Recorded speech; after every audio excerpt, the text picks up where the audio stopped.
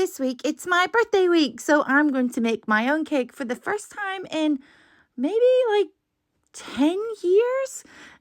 So I started off with a vanilla sponge and I allowed in vanilla buttercream and then some white chocolate ganache on top. We are actually all going to the races on Saturday as a birthday outing, so I thought, why not make a horse racing cake?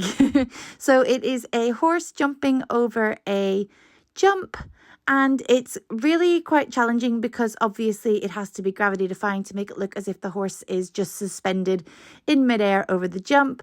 And then I wanted to make it super, super realistic. So that was the other big challenge in making this cake. So I started off with my horse on top of the cake and I added on some facial features. As you can see, I use a printout of the horse itself to give me all of the dimensions of where the nose and the eyes and the ears and things need to be. And then once I've got the basic shape, I go in and add lots more detail like the tail. And then once I've added in the texture, it's time to move on to things like the saddle and the bridle. So the fun thing about this cake is that it's actually going to be coming to the race course with us to celebrate tomorrow. So that's going to be really fun. So if you happen to be at the races tomorrow and you see a big cake of a horse, it's mine. Next up, once all the horse details are finished, it was time to move on to covering up that big section of the cake on the bottom. So I decided to use some green modelling chocolate, which I heated with a blowtorch. And then I used this brand new and cleaned brush to make like a grass texture.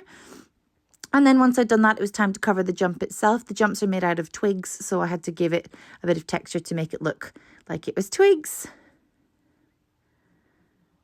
And then once I'd done that, I realised that our little horsey didn't have any shoes on. I don't know if you rid horses when you were younger, but it was always a challenge to get the mud out without hurting is it called the frog? I seem to remember the little triangle on the back of the horse's foot is called a frog. But yeah, that brought back some fun memories of when I was younger.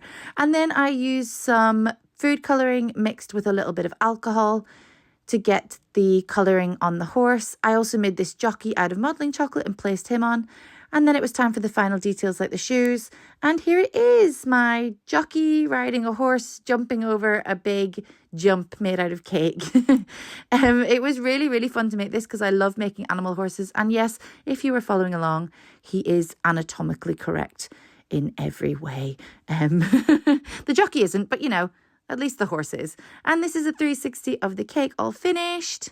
And just to show you the scale, here I am with my birthday cake. I hope you all have a lovely weekend. And if you're watching the races, good luck. And any other Irish out there, happy St. Patrick's